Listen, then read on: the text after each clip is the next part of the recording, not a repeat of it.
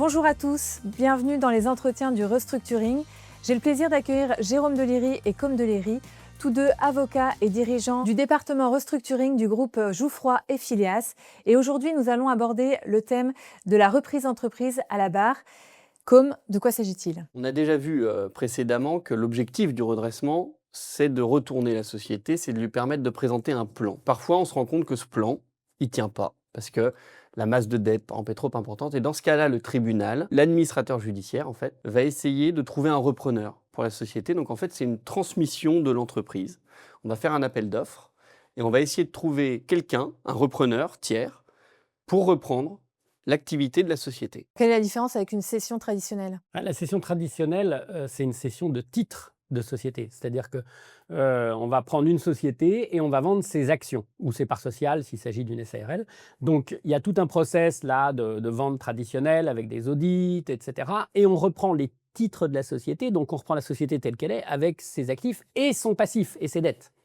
Alors que dans une reprise d'entreprise en plan de cession devant le tribunal, on ne reprend pas la société. On reprend l'activité de l'entreprise, c'est-à-dire ses actifs, ses moyens de production, son personnel, ses clients, ses fournisseurs, etc., les contrats, mais en faisant des choix à l'intérieur de ça. Mais en tout état de cause, on ne reprend pas de dette à quelques exceptions près. Donc on est vraiment dans une approche très différente. Ça veut dire que le repreneur conserve tout le personnel?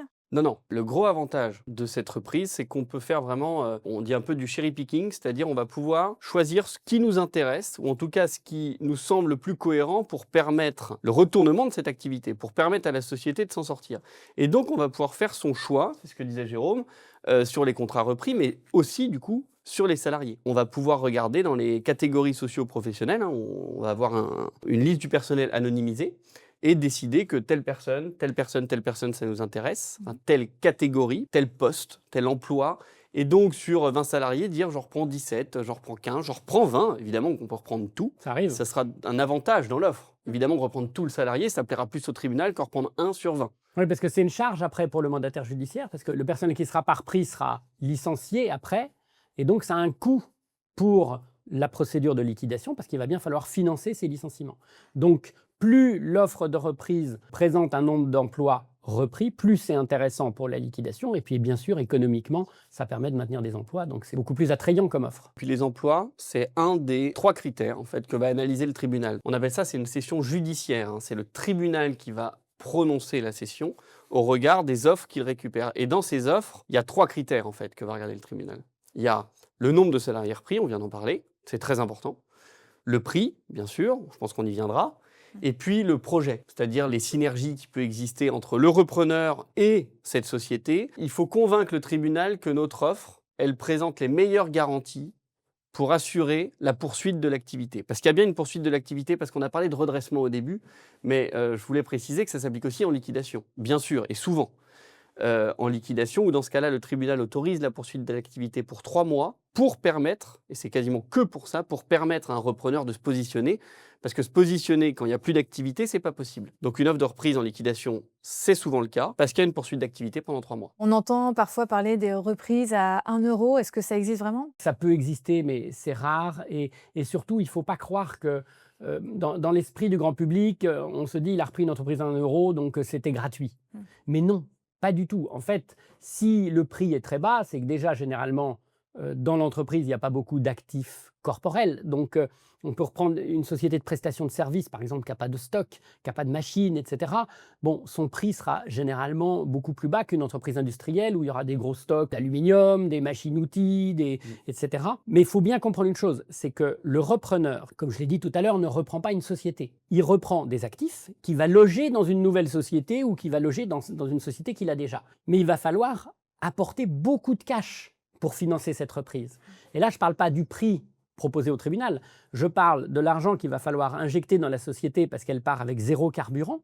Donc, il va falloir qu'elle produise, qu'elle facture, qu'elle encaisse. Et pendant ce temps-là, il y a des charges, donc ce qu'on appelle le BFR, le besoin fonds de roulement. Il va falloir qu'elle finance les pertes intercalaires parce qu'elle reprend une entreprise qui n'est pas rentable. Donc, le temps de la redresser, même s'il n'a pas repris toutes les postes de charge, il va falloir qu'il finance cette perte. Et enfin, il va falloir qu'il finance souvent des investissements. Tout ça fait que l'argent que doit mobiliser le repreneur est très important et qu'il vaut mieux qu'il le mette principalement dans la nouvelle entreprise que pour payer un prix au tribunal.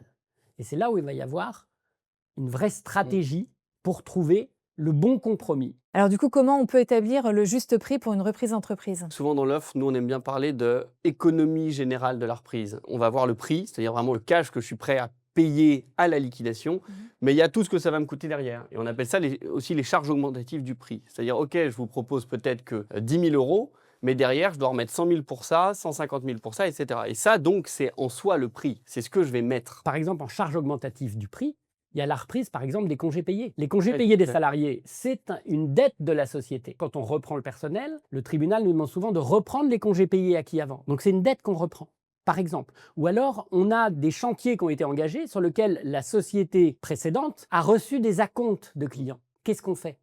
On va dire aux clients, on ne reprend pas vos chantiers. Alors ça peut arriver. Sinon, on reprend les chantiers, mais on ne nous redonne pas les acomptes. Donc on les paie gratuit. Voilà. Donc quelque part, on va produire alors qu'on sait que ce chantier sera déficitaire pour nous. C'est ce que Com appelle une charge augmentative de la reprise. Mais pour revenir sur votre question plus précisément, le prix, on va aussi l'analyser au regard de est-ce qu'on a d'autres compétiteurs en face? C'est-à-dire quand on accompagne un repreneur, on va regarder si c'est une société qui globalement va intéresser pas mal de personnes. Donc évidemment, c'est l'offre et la demande, hein. Plus il y a de compétiteurs, plus on va être incité à présenter un prix plus intéressant. Et d'ailleurs, ça va aussi être tout l'objectif du liquidateur, de faire un peu monter tout le monde au cocotier. Parce qu'on va avoir 10 candidats, le liquidateur, il va très clairement informer tout le monde qu'il y a beaucoup de personnes intéressées. On a tout intérêt, si on veut décrocher un jugement du tribunal qui prononce la cession à notre profit, d'avoir un prix intéressant. Et prix à mettre en balance avec le nombre de salariés repris aussi. Et le projet global. Et le projet global. Et puis le deuxième critère, c'est la valeur des actifs.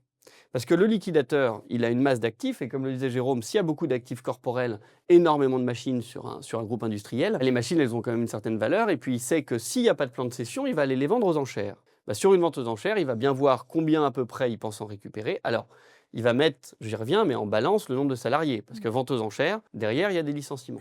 Donc c'est une sorte de balance, des curseurs à bouger, pour obtenir un bon équilibre entre une valeur qui convient au liquidateur, qui permet d'apurer au maximum, quasiment jamais intégralement, le passif, donc payer les créanciers à qui la société doit de l'argent, et aussi assurer la sauvegarde de l'emploi, qui, encore une fois, est un critère déterminant pour le tribunal. Pour finir, est-ce qu'un particulier peut se présenter à la reprise d'entreprise à la barre? Oui, il n'y a aucune contre-indication, bien sûr, qu'un particulier peut venir et présenter une offre. Simplement, dans les faits, ce n'est pas facile. Quand il y a un appel d'offres qui est lancé par l'administrateur judiciaire ou le mandataire, les délais de réponse sont très courts. Donc, il faut être capable de se mobiliser vraiment sur un temps court. Ça peut être 15 jours, 3 semaines, 1 mois.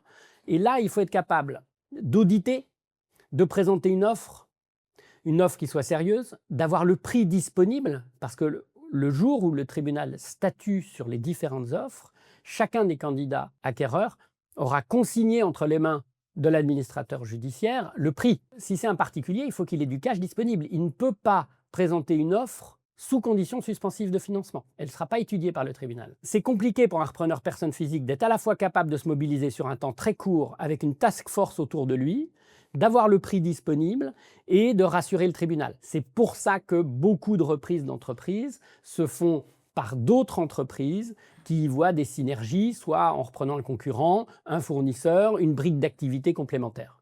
Ouais, juste une précision sur le fait qu'on ne peut pas présenter d'offres sous conditions suspensives de financement. Ça ne veut pas dire qu'on doit financer forcément en fonds propres. On peut évidemment, et c'est souvent le cas, lever un emprunt bancaire pour permettre l'acquisition. Simplement, au jour de l'examen des offres, on doit avoir ce financement. On n'est pas obligé de payer en fonds propres. Simplement, on ne peut pas dire au tribunal, autoriser la cession à mon profit, dans 1 mois, j'aurai les financements bancaires. L'offre est irrecevable dans ce cas-là. Merci à tous les deux. J'espère que cette émission aura éclairé aussi bien les chefs d'entreprise qui sont en cession et qui peuvent voir des perspectives de pérenniser leur entreprise que les repreneurs intéressés. Vous pouvez retrouver tous les entretiens du restructuring sur les réseaux sociaux et sur la chaîne YouTube du groupe Jouffroy et Phileas. À très vite.